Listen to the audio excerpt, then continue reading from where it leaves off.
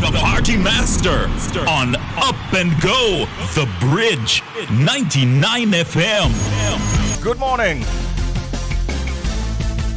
Let me do that again. Good morning. I could also do good morning. How y'all doing? It's a new week, it's a new month, it's the last quarter of the year. Today included, there are 88 days left in the year 2021. Believe me, Christmas is just around the corner. It is the first Monday in the brand new month of October. October 4, 2021. We say good morning and welcome to Up and Go here on the Bridge 99 FM. To the world, by the way. There's a lot to look forward to this morning. We've got an exciting program, some wonderful guests, some great music, and the introduction of a new giveaway segment.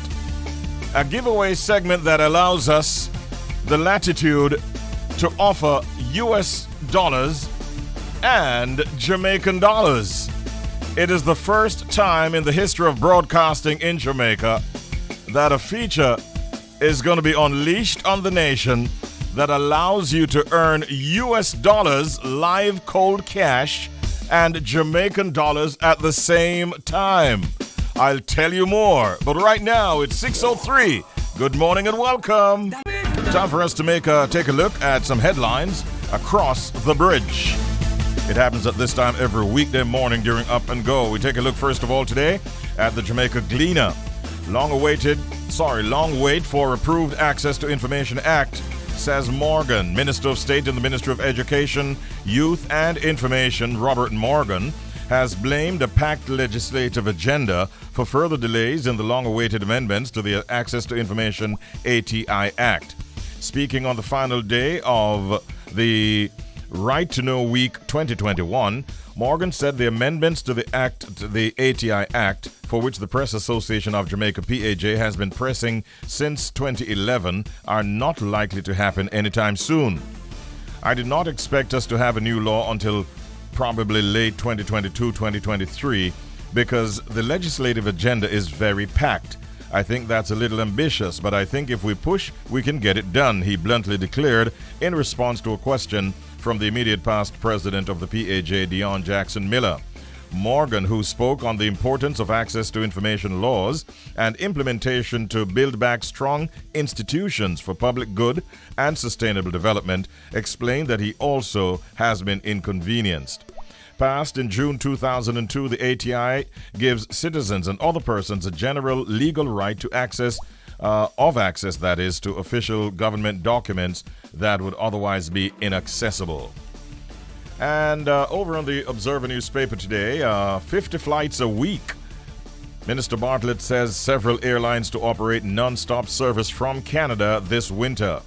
Tourism Minister Edmund Bartlett says the island can expect more than 50 non-stop flights per week between Canada and Jamaica starting November 1. Speaking from Canada, where he has been having a series of engagements with travel industry leaders in Toronto, Minister Bartlett said the development has been confirmed with senior executives of Canada's largest airlines. He said that as Canada, Jamaica's second largest market for tourists, steadily rebounds after more than a year and a half in the doldrums due to the novel coronavirus pandemic and stringent government-imposed travel restrictions, the flights will be operated by Air Canada, WestJet, Sunwing, Swoop, and Air Transat, with non-stop services from the Caribbean cities to Toronto, Montreal. That should be from the Canadian cities of Toronto, Montreal, Calgary, Winnipeg, Hamilton, Halifax, Edmonton, St. John, Ottawa, and Moncton. And that's good news for the tourism industry, of course. We also flip over now to our friends at the Caribbean News Global.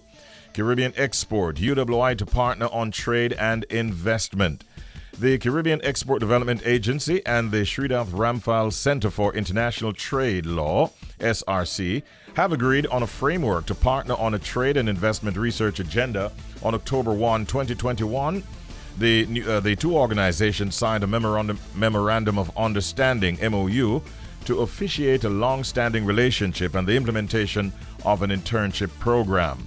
This is an important partnership for Caribbean export as it supports the goal of positioning the agency as a knowledge hub in partnership with the University of the West Indies and the SRC as a center of excellence, while continuing to provide high-impact support for MSMEs in the region, shared Dioth Mirage, Executive Director of Caribbean Export. And that's a story there from the Caribbean News Global, our final story at 19 now past 6 o'clock. And we go further afield. In fact, this is provided to us by the CNN. North Korea reopens communication and military hotline with South. Communication lines between North and South Korea have been restored for the first time in months, Seoul said in a statement earlier today. The reopening follows North Korean leader Kim Jong-un's vow last week to restart communication in an address to the country's rubber stamp legislature. North Korea has no reasons to provoke or hurt the South, Kim said at the time. South Korea's Unification Ministry said in a statement that North Korea had responded on the joint line on Monday morning. The two countries' militaries have also restored their hotline along the east and west coasts, according to the South Korean Defense Ministry. Those are the stories making it this morning on our headlines across the bridge. We do it at 6:15 every weekday morning right here on Up and Go on the Bridge 99 FM. We've got some interesting guests, including a beautiful lady that we'll have a conversation with right now. Of course, we have been telling you that, and you very well know that the nurses have been going through a lot, especially during this pandemic. They have been at the front of the fight against COVID-19 since the very first case was discovered here in Jamaica. Many of these nurses have in fact shared how overwhelmed they have been and the immense pressure that they have been under. And we want to be talking to a nurse this morning who is in fact a lecturer at the UWI School of Nursing. She's a public health nurse and an executive member of the Nurses Association of Jamaica. We're joined by Sandra Chisolm-Ford. Good morning, nurse. How are you? Good morning, Richie. How are you? Not too bad at all. Thank you for joining us here on Up and Go at this early hour. Thank you for having me. How difficult was it to navigate through traffic to get here on time? Okay, the traffic wasn't so bad. I guess it's a little early. Okay, wonderful. Now, first of all, thank you. And we thank all nurses for what you have been doing for us as a country during this pandemic. Thank you very much. How would you say nurses are coping at this time, though, compared to, say, last year? What's the experience like being a nurse these days? I had to sigh first, so you know what that means. I realize, yes. It is just overwhelming, and not just physically, mentally, emotionally. It's taking a toll on all areas of nursing. And I must first say that we talk about nursing, and we tend to mention hospital nurses most. Mm-hmm. And I guess you have noticed that since the COVID and the vaccine rollout has begun, our community nurses have stepped up. Mm-hmm. Yes. And the nurses who teach also have been going through a lot of challenges to navigate the classroom and preparing nurses that are equipped and ready in a pandemic. So all areas of nursing are feeling very challenged, overwhelmed. We are losing our nurses to migration. Still. More. Which means it's even greater. It's more now. The recruiters are coming in their numbers. Wow. And they don't have to come anymore. Like I guess with social media, every time you open your WhatsApp, your Facebook pages, Instagram pages, the recruiters are at you. Wow. So we are losing our nurses. I know that. And whenever you lose nurses, it's even and we are not replacing. Right. So the workload is increasing constantly. Has intensified. Nurses are going off sick on COVID. I mean, those who are not critically ill, they're still off. Those who are exposed are off. So the ones who are left on the front, just in the hospital as well as the classroom and the community, are really stretched. Yeah. And there's no end in sight, really. Not at this time. Right, unfortunately. You lost a couple of nurses, unfortunately. Again, we say condolences to the families who mourn. What can you tell us in terms of vaccination of nurses? Are they now more receptive? Are more of your nurses taking the vaccine? Can you give us an update? First of all, let me correct the misconception that nurses are vaccine hesitant or anti-vaxxers. Okay. That is not true. What I know in the circles and the nurses that I've been, and as you know, I straddle 3 fences. So I'm in all the areas where I interact with a lot of nurses, and I know that there was a wait because we have been hearing about this sovereign tool from Cuba. Most of the nurses and the doctors I have spoken to were waiting on that. They were not anti any other. Okay. They were just waiting on that brand that we thought would have been a little better. And we thought that, because Cuba were our neighbors, you would have gotten that vaccine as an option. So, Soberan, I think it's called, yeah. But are they now prepared to take the ones that are available? Nurses are taking it. They In satisfactory numbers? in very, very satisfactory numbers, especially since the Pfizer came. But a lot of us were waiting, but we just said the wait is too long, so we took what was available. Okay.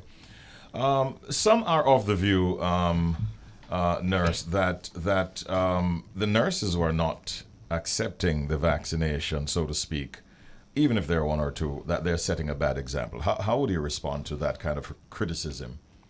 And I would not call it criticism. I would say critique. Okay. Because when you don't know both sides of a story, it is not, I wouldn't blame the persons who think so. Because as healthcare professionals, one would expect that we would be the champions of the vaccine program. And we are the champions. But it is, I think the media has a lot to do with the perception that we are generally anti-vax or vaccine hesitant, because it's not as many as the media makes it out to be. Our numbers have gone up to over 60%, and the ones who are not yet fully covered are basically waiting on second doses. Okay. So our numbers have gone up significantly. All right. Last week, I think it was, you lost, was it two nurses? Yes, a nurse and a midwife. Right. Let me ask you now, how do you plan to prevent any more deaths within the nursing profession? What steps are being taken? There is preventing deaths in the nursing population, the same methodology that you would take to prevent deaths in the general population. Even though they say God made man, woman, and nurse. But we have been doing what we are doing. We have been taking our vaccines, using our preventive measures, PPEs as they're available. And I must say, I will use this opportunity to highlight the involvement of the private sector. I do believe that the private sector organization, they have the private sector vaccine initiative, the PSVI, Yes. that is helping, and I think it has really helped to increase the numbers. And a lot of nurses that I know who have taken the vaccine have taken it through that route, because even though you're nurses and you would go to a government site, you're not prioritized to say, okay, she's going to work, give her a little frontline space. No. But a lot of them come to the private sector vaccine site, which the sites are very organized, and they run very smoothly, and it helps with getting our numbers to the numbers that we are at. Okay. So you have been a part of those blitzes yourself, Yes. and generally, what has your experience been like, even outside of those PSVI vaccine blitzes? Generally, what's the experience like at these blitzes that have been staged, the ones that you have participated in? Well, I really applaud the efforts of the government of Jamaica, and I applaud my colleagues both. The doctors, the nurses, as well as the other support team. We've really been going at it. I mean, like sometimes 7 days per week. also the issue of the availability of vaccines. I personally, I did not support the widespread offering of the Pfizer. Pfizer? Yes. And I think that was one of the things that caused a little bit of challenge. Persons would come to your site and they don't want the vaccine because they're hesitant because they're not getting enough information, and social media is giving them the wrong message. And I mean, it's a people thing. You hear what you want to hear. Anything that sounds like what you're thinking, that's what you gravitate to. So when the vaccines are being rolled out and you have AstraZeneca and then you have Johnson & Johnson, Pfizer jumping in, they will come and they will ask you, what do you have? And the one that you don't have is the one that they want. Oh, really? So what we do, what we try to do in the private sector, try to make sure we have all three. Yeah. So what are you saying? We have all three. Come, let's talk. So I think that worked. All right. So since they don't tell you they're waiting on the one from Cuba. No, many people don't know about that one. Okay. So I think that that has helped. The choices has worked, but it was also a little challenge in the initial stage. Okay. But I do believe though that some persons were being turned away because of vaccine availability at particular sites and the crowding at particular sites as well. But sometimes they would, we do social media to say, this site is empty, you can come. And then when they come, we try to facilitate them as much as possible. But I do believe that making the vaccine available, we have resources in terms of nurses. We are using our government hospital nurses. We are using our primary healthcare nurses. We need to tap into the private nurses at the private hospitals. We need to tap into our school nurses. We need to tap into our nurses who are in other areas, who are not practicing nursing at this time, so that we can give the ones who are a little tired a little rest. And we can rejuvenate, come back, and serve again. This is not ending now because we are not even at 30%. In fact, my next question would be, when do you believe that we might get back to normalcy in the sector? Well, I think I'm enjoying the mask wearing and the sanitizing. I think it is now my normal. But in terms of the being able to freely be on the road after 10 o'clock, I think that will not be happening for a little bit. Anytime soon. And I don't believe that some of the things that we are doing, I go to the tax office and I see the crowding. You crowd outside, and then when you go in, you're required to social distance. It happens at the banks. And I'm saying, my grandmother would have said, you save through the cork and you leak through the bung. Yeah, fully understood. I want to thank you. In closing, we're pretty much out of time. Sandra Chisolm-Ford, thank you for coming in and speaking with us about some of the challenges and even some of the successes that you're having in the nursing profession. Again, we thank all of you nurses for the hard work that you're putting in terms of the health of the nation. And we wish you all the best. Thank you so much. And thank you for having me. All right, our pleasure. That was a chat with Sandra Chisolm-Ford, who's a lecturer, and she's at the University UWI School of Nursing. She's a public health nurse and an executive member of the Nurses Association of Jamaica. 7:33 a.m. morning. Mama Elise, Queen Elise Kelly joins us starting tomorrow morning at 10 o'clock. And definitely going to be hotting up the airwaves, ladies and gentlemen, with what she does best. Morning again, Elise, who joins us starting tomorrow morning. Right now, ladies and gentlemen, we're focusing on the Downs syndrome, and we have a guest who's joining us at this time, who represents the Jamaica Downs Syndrome Foundation, the JDSF, which is, by the way, a non-profit organization that was established in the year 2007, primarily to provide assistance to children with Downs syndrome and helping them to achieve their highest potential by providing an environment of support, respect, and acceptance. Our guest is going to share with us more about the organization itself and the activities they'll be having for Down Syndrome Awareness Month. And so we're pleased at this time to welcome to the bridge Miss Denise Williams, a board member of the Jamaica Downs Syndrome Foundation, the JDSF. Good morning, Miss Williams. Good morning.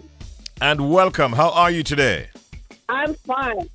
Thank you for joining us, first of all, and to share information about the Jamaica Downs Syndrome Foundation and also the month of activities that you have planned. First of all, though, what can you tell our listeners this morning about Downs syndrome so that they kind of have a clearer picture as to what it really is?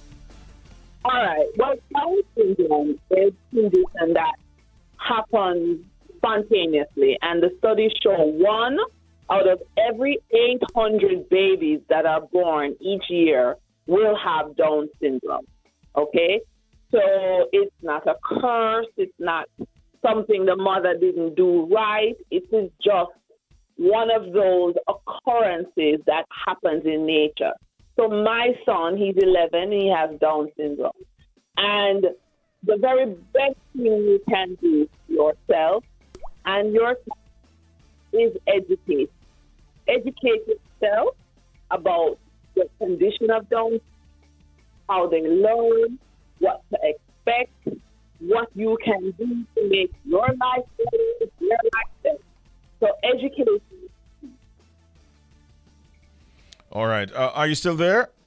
Yes, I am. Okay. The last part of what you said a while ago, you said people should try to educate themselves about it, right? I was saying education is key because there's a lot of research out there so you can know what to expect as a parent, right? You can know how they learn. You can know the medical conditions. You can just learn about how they grow and develop so that you can get the help you need. All right. Now, is it that the month of October is generally celebrated as Down Syndrome Awareness Month? That's right. And yes, go ahead. No, it was designated by the United Nations, and Jamaica was one of the first countries to sign on for this recognition. Fantastic. So what are some of the activities that you have planned for this Down Syndrome Awareness Month?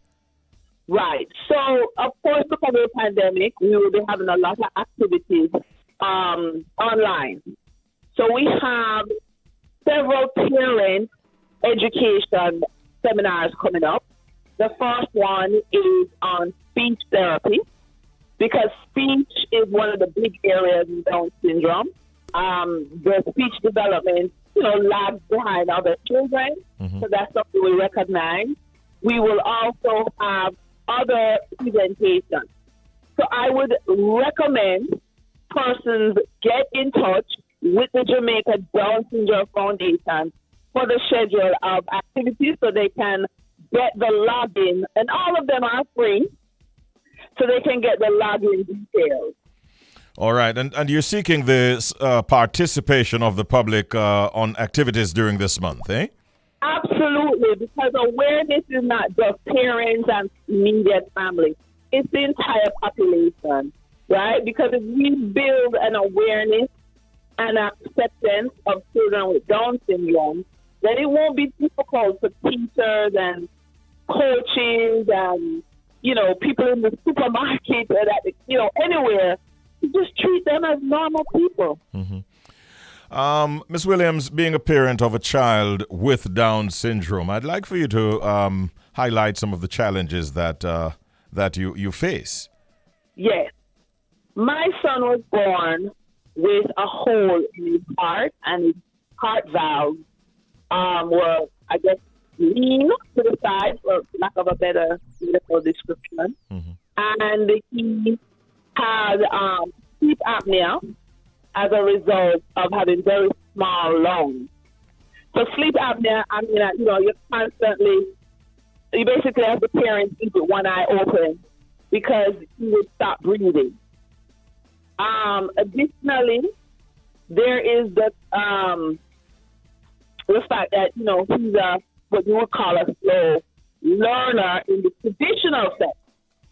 However, with all of what I'm saying, and with all of the back and forth between the hospital and the doctor's office and the therapy, where I am today, 11 years later from the birth, is because I found my community. Okay, so if depression would have taken me over, I had someone to reach out and talk to. Mm-hmm. If I was confused about what to do for his medical care, I had someone to reach out and get guidance from. Yes. So all of the challenges that are standard for children with Down syndrome, what made the difference was support. Yes. And your son is doing A-okay? He's doing A-okay. I mean, he's now, 11 pre-seed. And so he's not like they're not in terms of children's development. Mm-hmm. They're doing everything that children do. It's just the additional medical and educational issues. However, I would really encourage parents, especially on the education front, find out what the child is good at and focus on that. So my son is not good at the alphabet. He's not good at writing, but he's good at so many other things. I've made up my mind. I'm going to report him to Google because he can break into anybody's home. There is no parent control that works with him. Really? Yes.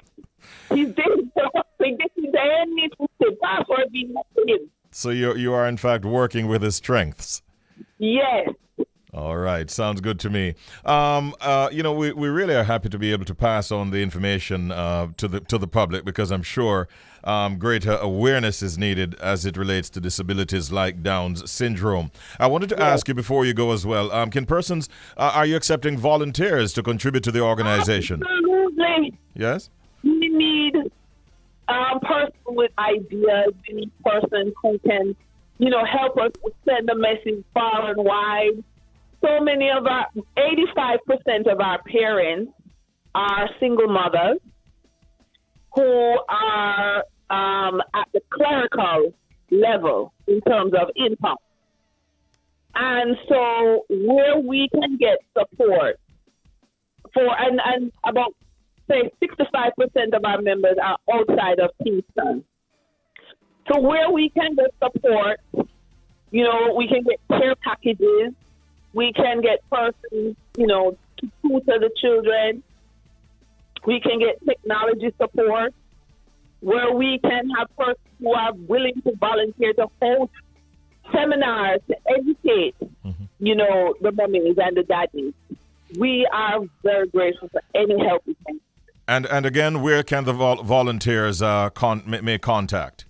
Right. So the Jamaica Downs Syndrome Foundation can be contacted at 876-978-0829 or 1 Stanton Terrace, Kingston 5, or Jamaica Downs Syndrome Foundation at uwjamaica.com. Ms. Williams, did you say 876-976? 978. 978. Yes. 0829. All right, that's the telephone number. Ms. Williams, thank you so much for talking to us this morning. We're out of time, but I wish you all the best, and to your son as well, all the best going forward. Thank you. Thank you, and all the best, and stay safe. All right, you too. A chat there with Ms. Dennise Williams, who is, in fact, a board member of the Jamaica Downs Syndrome Foundation. A little bit more focus on Down syndrome in this Down Syndrome Awareness Month. This month of October is Down's Syndrome Awareness Month. Earlier we had Ms. Dennise Williams, a board member of the Jamaica Downs Syndrome Foundation, and at this time we're joined by sisters, actually. We have Shamona, and also we're joined by Shadeeza.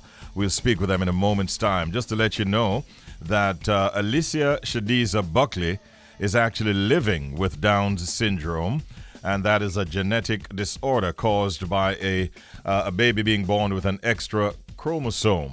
She is an artist. That's Shadeeza. She's an artist and a budding entrepreneur and a mesmerizing dancer.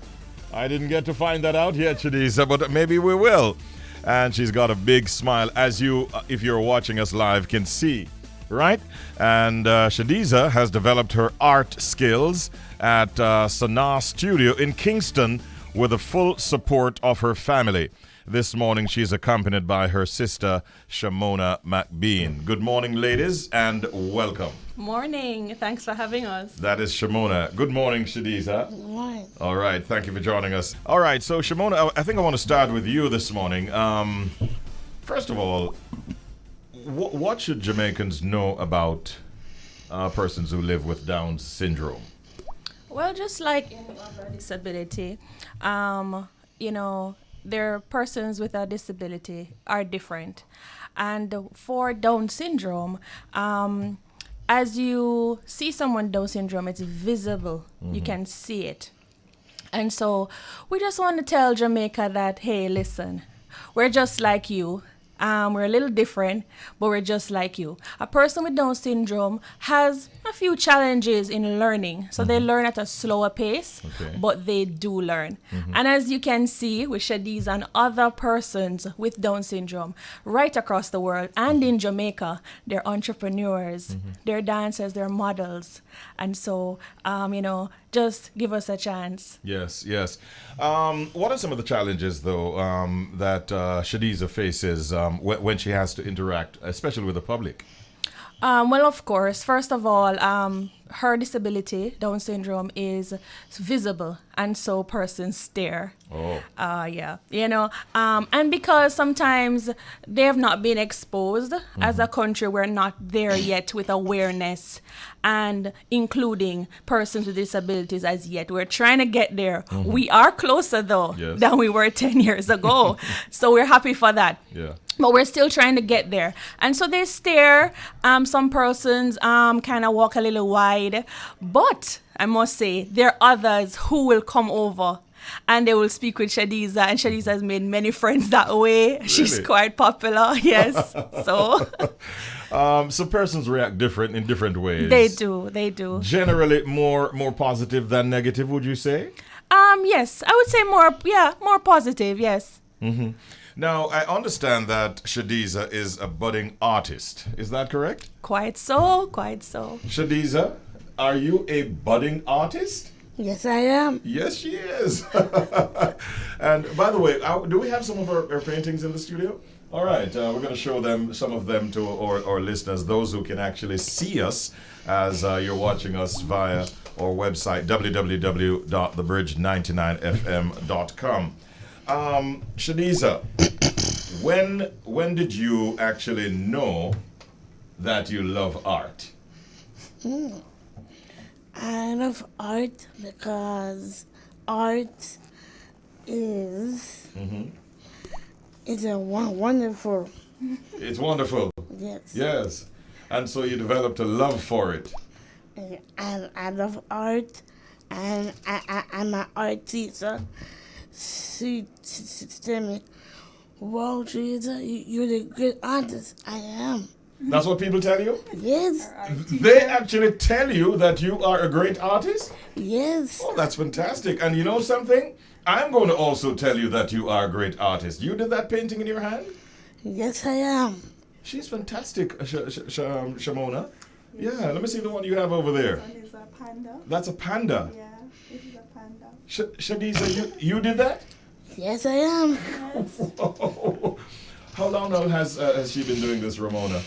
Well, let's see. We started because we started Sanaa Studios maybe 10 years ago. Maybe 10 years ago. Okay. Just kind of we wanted to get her into another area, exploring other things. And so we went to Sanaa Studios.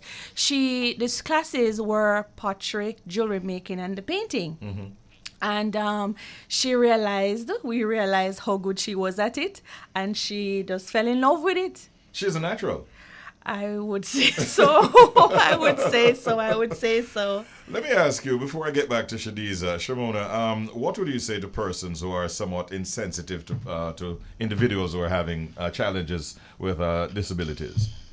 I think persons being insensitive is not something that they really just decide to do. I think it's they're just not exposed, or they just don't have the knowledge.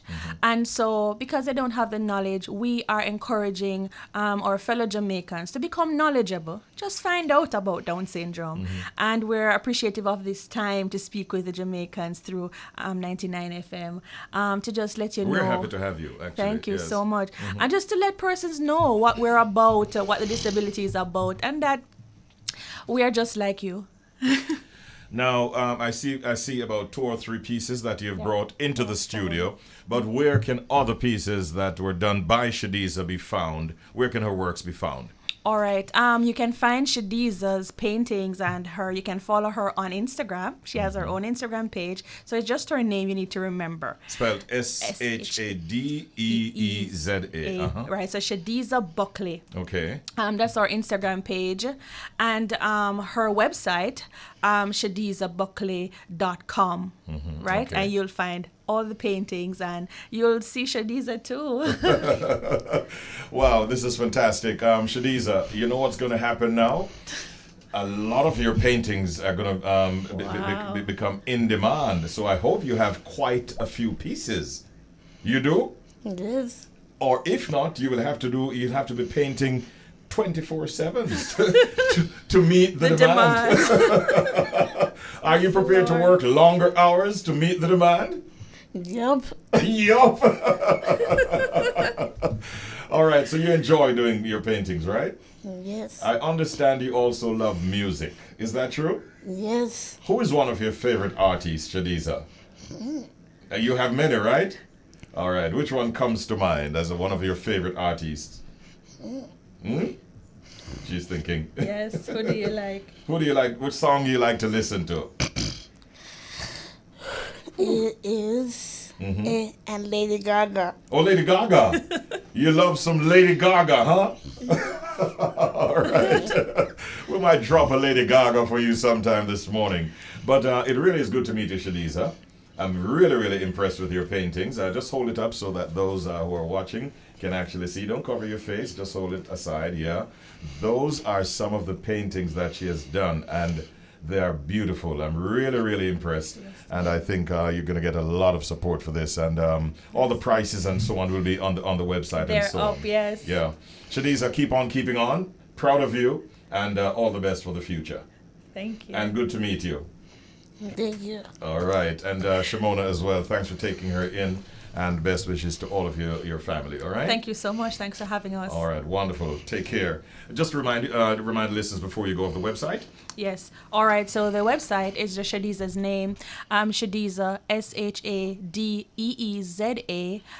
Buckley.com, Buckley. So let me just repeat that. Shadeeza, ShadeeZa, Buckley.com.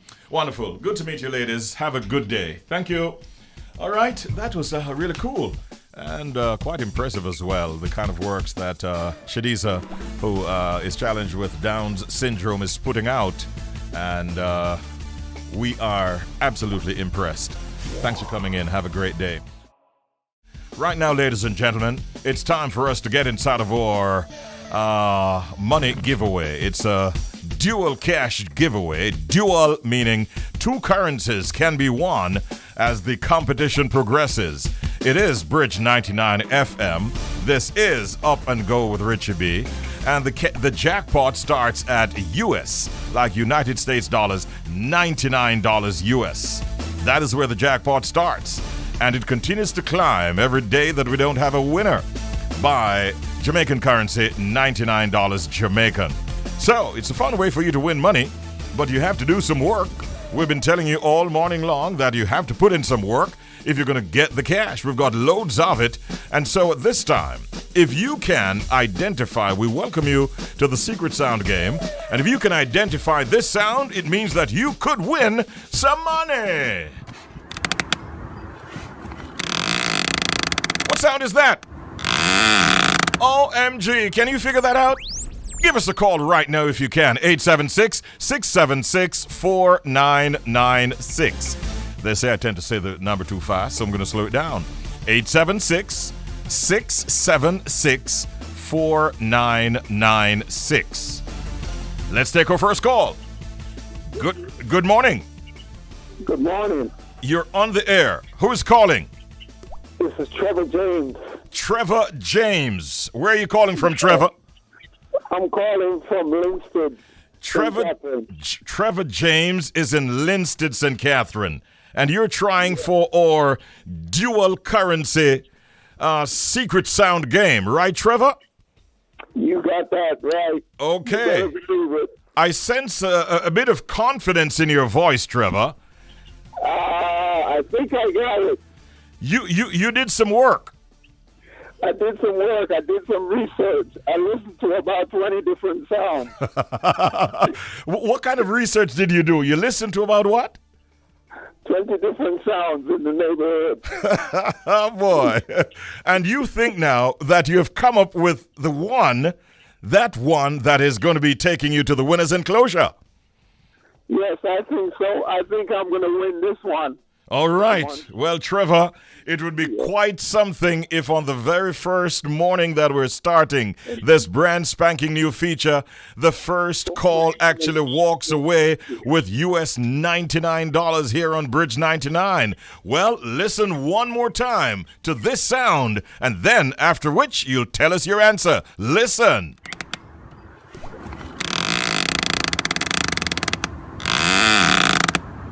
Trevor, you heard the sound.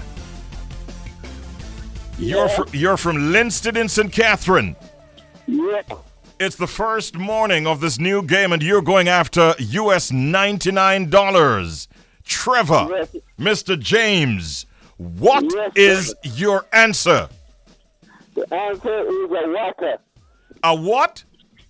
A waka. Waka. Walker? Waka. Waka. Oh, you think it's water? Waka. That they cut the lawn with. Oh, a waka. Trevor, Yeah. you have listened to about 20 different sounds, Yes. and it is your view that the sound that you heard is in fact a what? A waka. He says a waka. Trevor, Yes. are you sticking with that answer?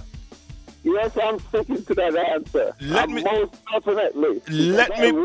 Let me put it another way. Trevor, is that your final answer? Yes, that is my final answer. You have time to change if you wanna. No, I don't want to change it. I'm going to stick to that one. Trevor, do you feel lucky?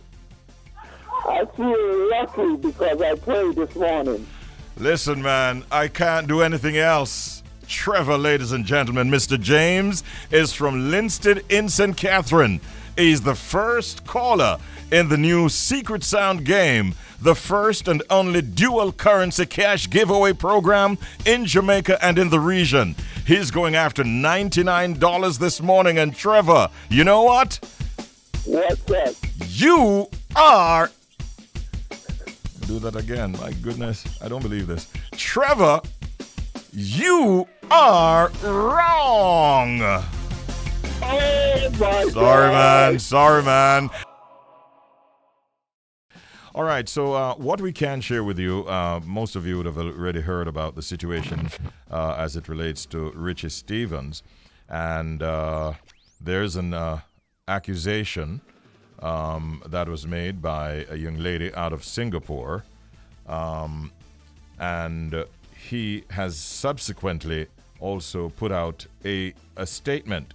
And so there were some accusations, and there was a statement that was put out in response to those accusations by Richie Stevens. Of course, the young lady in question is Elaine Lim. She's from Singapore, and she leveled basically rape charges against Richie Stevens. He has hit back in a post describing the claims as baseless And he says the charges were fully investigated by the Australian police, and that he was freed and after being detained for a while. So there are some statements that we're looking at.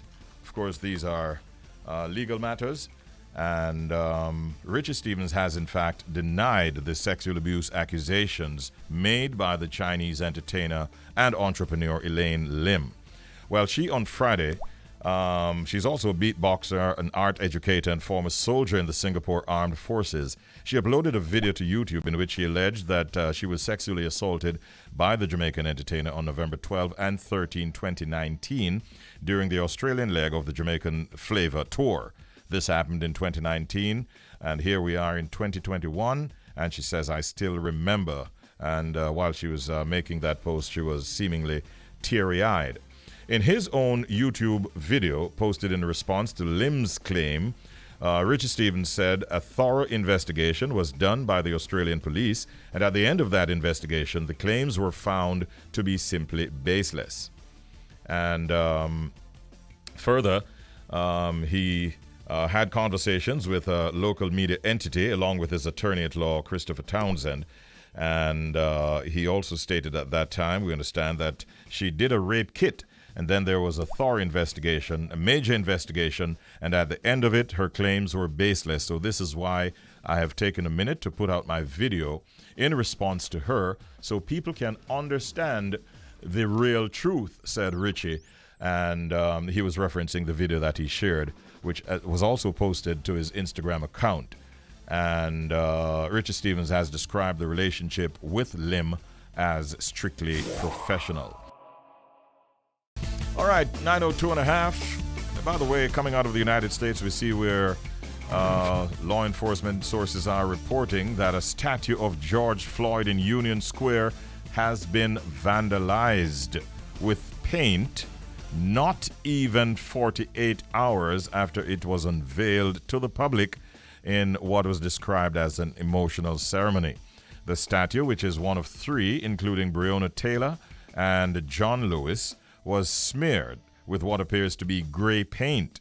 It's currently unclear who carried out the attack on the art, but it seems to have happened Saturday night into Sunday morning.